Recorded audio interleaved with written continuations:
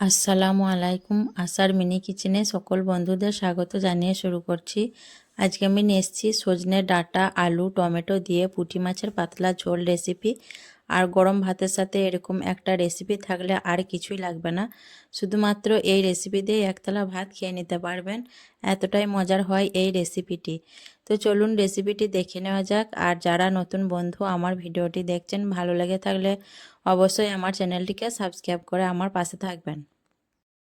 এখানে দেখুন আমি মোটা দেখে 4টে সজনের ডাঁটাকে নিয়েছিলাম, দিয়ে এইভাবে ডাঁটাগুলোকে ছোট ছোট পিস করে কেটে নিয়েছি। আর খোসাগুলোকেও খুব ভালোভাবে ছাড়িয়ে ধুয়ে পরিষ্কার করে নিয়েছি। আপনারা চাইলে কিন্তু ডাঁটার পরিমাণ বাড়িয়ে কমিয়ে নিতে পারেন। আর এখানে আমি দেখুন নিয়েছি একটা বড় সাইজের আলু। আলুটাকে আমি এইভাবে লম্বা করে ডাঁটার মতো করে কেটে নিয়েছি। আর আলুগুলোকেও খুব ভালোভাবে খোসা ছাড়িয়ে কেটে ধুয়ে পরিষ্কার করে নিয়েছি। আর নিয়েছি আমি এখানে দুটো টমেটো, মিডিয়াম সাইজের টমেটোগুলোকে আমি পাতলা করে কেটে নিয়েছি। টমেটোটা একটু বেশি পরিমাণ নিয়েছি যাতে টকটক হলে রান্নাটা খেতে ভালো লাগবে। আর এখানে আমি নিয়েছি অল্প পুঁটি মাছ। পুঁটি মাছগুলোকেও দেখুন আমি খুব ভালোভাবে ধুয়ে পরিষ্কার করে নিয়েছি। তো এগুলি আমার আজকে রান্নার জন্য লাগছে। এখন আমি রান্নার দিকে চলে যাব।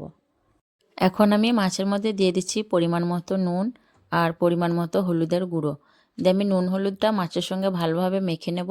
মাছগুলোকে আমি ভেজে রান্না করব, তার জন্য একটু নুন হলুদ মাছের মধ্যে মাখিয়ে নিচ্ছি, এতে করে মাছটা খেতে ভালো লাগবে।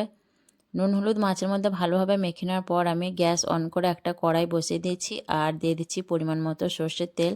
তেলটা আমি একবারে একটু বেশি করে দিয়ে দিচ্ছি, এতেই মাছ ভাজা আর রান্নাটা করে নেব। দিয়ে তেলটাকে ভালোভাবে গরম করে নেওয়ার পর আমি একে একে দেখুন মাছগুলোকে তেলের মধ্যে দিয়ে দিচ্ছি। মাছগুলো সব দেওয়ার পর আমি কিছুক্ষণ হতে দেব, তারপর আমি মাছগুলোকে উল্টিয়ে পাল্টিয়ে লাল লাল করে ভেজে নেব।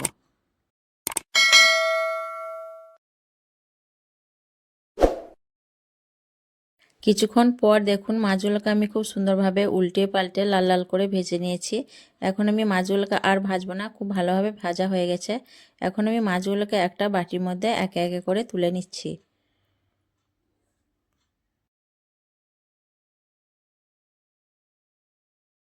তারপর এই তেলের মধ্যে দিয়ে দিচ্ছি 4 চামচে 1 চামচ 5 ফোড়ন আর একটা গোটা শুকনো লঙ্কা ছিঁড়ে দিয়ে দিচ্ছি। দিয়ে আমি ফোড়নটা নাড়াচাড়া করে খুব ভালোভাবে ভেজে নেব, যাতে ফোড়ন থেকে খুব সুন্দর একটা স্মেল বের হয়। আর হালকা পাতলা ঝোল রান্নায় একটু ফোড়ন ব্যবহার করলে খেতে কিন্তু খুবই ভালো লাগে, তার জন্য আমি একটু 5 ফোড়নের ফোড়নটা ব্যবহার করেছি। ফোড়নটা ভালো করে ভেজে নেওয়ার পর দিয়ে দিচ্ছি কেটে রাখা আলুগুলোকে দেওয়ার পর আমি আবারও কিছুক্ষণ নাড়াচাড়া করে ভেজে নেব। রান্নার আগে আলুটা একটু ভেজে নিলে রান্নাটা খেতে খুবই ভালো লাগবে। আর আলুগুলোকে আমি দেখুন হাই ফ্লেমে ভেজে নিচ্ছি, এতে করে আলুটা তাড়াতাড়ি ভাজা হয়ে যাবে। আলুগুলোকে কিছুক্ষণ নাড়াচাড়া করে ভেজে নেওয়ার পর আমি ঢাকনা ঢেকে দিয়ে মিনিট 3 মতো হতে দেবো লো ফ্লেমে, এতে করে আলুটা ভালোভাবে ভাজাও হয়ে যাবে আর আলুটা কিছুটা নরম হয়ে আসবে। 3 মিনিটের মতো আমি আলুগুলোকে ঢাকনা দিয়ে ভেজে নিয়েছি দেখুন। আর আলুগুলো কিন্তু খুব সুন্দরভাবে ভাজা হয়ে গেছে আর আলুর গায়ে একটা সুন্দর কালার চলে এসছে, দেখেই বুঝতে পারছেন। এখন আমি এর মধ্যে দিয়ে দেবো কেটে রাখা সজনে ডাঁটাগুলো। সজনে ডাঁটা দেওয়ার পর আমি আরও কিছুক্ষণ আলুর সঙ্গে ডাঁটাগুলোকে নাড়াচাড়া করে ভেজে নেব, এতে করে সজনে ডাঁটার যে একটা নিজস্ব গন্ধ থাকে সেই গন্ধটা আর থাকবে না। আমি খুব বেশি ভাজবো না, সামান্য কিছুক্ষণ ভেজে নেব নাড়াচাড়া করে, তাহলেই হয়ে যাবে। ডাঁটা আর আলু কিছুক্ষণ ভেজে নেওয়ার পর এখন আমি এখানে মশলা ব্যবহার করব। তার জন্য এখানে আমি দিয়ে দিচ্ছি দেখুন বেটে রাখা মশলা। কি মশলা দিয়েছি সেটা পরে বলে দিচ্ছি। আর দিয়ে দিচ্ছি ভর্তি ভর্তি 1 চামচ নুন, হাফ চামচ হলুদের গুঁড়ো, হাফ চামচ লঙ্কার গুঁড়ো, আর দিয়ে দিচ্ছি কেটে রাখা টমেটোগুলো। আর দিয়ে দিচ্ছি মশলার বাটিটা ধুয়ে খুব অল্প পরিমাণ পানি। এখানে আমি টমেটোর পরিমাণটা একটু বেশি ব্যবহার করেছি যাতে রান্নাটা টকটক হলে খেতে ভালো লাগবে, তার জন্য আমি টমেটোটা একটু বেশি করেই ব্যবহার করেছি। আর এখানে আমি দিয়েছি 1 চামচ গোটা কালো সর্ষে, 1 চামচ গোটা কাঁচা জিরে, 1 চামচ গোটা কাঁচা ধনে আর একটা বড় সাইজের পেঁয়াজ দিয়ে আমি শিলে একসঙ্গে করে বেটে নিয়েছিলাম, সেই মশলাটাই ব্যবহার করলাম। আমি খুব ভালোভাবে দেখুন নাড়াচাড়া করে মশলাগুলোকে কষিয়ে নেব।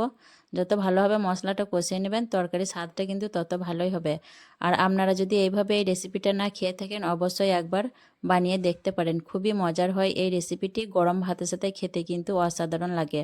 এই গরমের দিনে দুপুরবেলায় কিন্তু তৃপ্তি করে খেতে পারবেন এরকম একটা রেসিপি থাকলে। আমাদের কিন্তু এই রেসিপিটা খুবই পছন্দের একটা রেসিপি। আমার খুব ভালো লাগে এরকম একটা রেসিপি খেতে। তো আপনারা একবার এইভাবে বানিয়ে দেখতে পারেন। মশলা কিছুক্ষণ নাড়াচাড়া করে কষিয়ে নেওয়ার পর আমি এখন সব সবজিগুলোকে এক কাছে করে দিচ্ছি।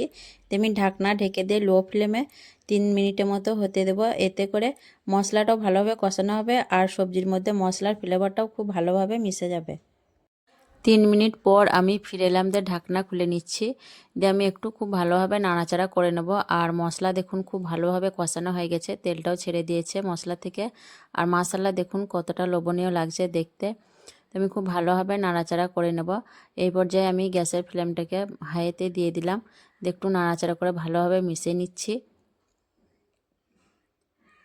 ভালোভাবে নাড়াচাড়া করে নেওয়ার পর এখন আমি দিয়ে দেবো ঝোলের জন্য পানি। আমি পাতলা ঝোল করব রান্নাটা, তার জন্য এখানে আমি 2 কাপ পানি দিয়ে দিচ্ছি। দেখুন পানি দেওয়ার পর আমি খুব ভালোভাবে নাড়াচাড়া করে ঝোলের সঙ্গে আলু, ডাঁটা আর টমেটোগুলোকে মিশিয়ে নেব। আপনারা চাইলে কিন্তু ঝোলটা কমও করতে পারেন। আমি পাতলা ঝোল করব, তার জন্য আমি 2 কাপ পানি দিয়ে দিয়েছি। আর পাতলা ঝোল হলে এই রান্নাটা খেতে খুব বেশি ভালো লাগে। আমি ঢাকনা ঢেকে দিয়ে 5 মিনিটের মতো রান্না করে নেব। এতে করে আলু আর ডাঁটা খুব ভালোভাবে সেদ্ধ হয়ে যাবে। 5 মিনিট রান্না করার পর আমি ফিরে এলাম, দিয়ে ঢাকনা খুলে নিলাম। আমি একটু নাড়াচাড়া করে দেখে নেব আলু ডাঁটা ভালোভাবে সেদ্ধ হয়েছে কিনা।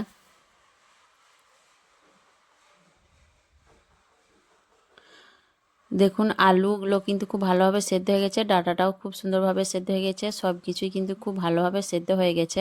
এখন আমি এর মধ্যে দিয়ে দিচ্ছি ভেজে রাখা পুঁটি মাছগুলো আর দিয়ে দিচ্ছি 4টে কাঁচা লঙ্কা চেরা। এতে করে খুব সুন্দর একটা ফ্লেভার আসবে। দিয়ে আমি নাড়াচাড়া করে ঝোলের সঙ্গে মাছগুলোকে খুব ভালোভাবে মিশিয়ে দেবো। এতে করে ঝোলের মধ্যে মাছের ফ্লেভারটা ভালোভাবে মিশে যাবে।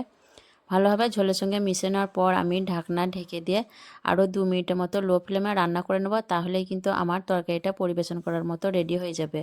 তারপর আমি আপনাদের দেখিয়ে দেবো। 2 মিনিট রান্না করার পর দেখুন কতটা লোভনীয় হয়েছে দেখতে রেসিপিটা। তো এইভাবে আপনারাও একবার বাড়িতে বানিয়ে দেখবেন। খুবই তৃপ্তিদায়ক একটা রেসিপি। গরম ভাতের সাথে আর কিছুই লাগবে না, শুধুমাত্র এই রেসিপি দিয়ে এক থালা ভাত তৃপ্তি করে খেয়ে নিতে পারবেন। তো আজকের এই সজনে ডাঁটা আলু টমেটো দিয়ে পুঁটি মাছের পাতলা ঝোলের রেসিপি কেমন লেগেছে অবশ্যই কমেন্টে জানাবেন। ভালো লাগলে লাইক করবেন, শেয়ার করবেন আর আমার চ্যানেলটিকে সাবস্ক্রাইব করে আমার পাশে থাকবেন।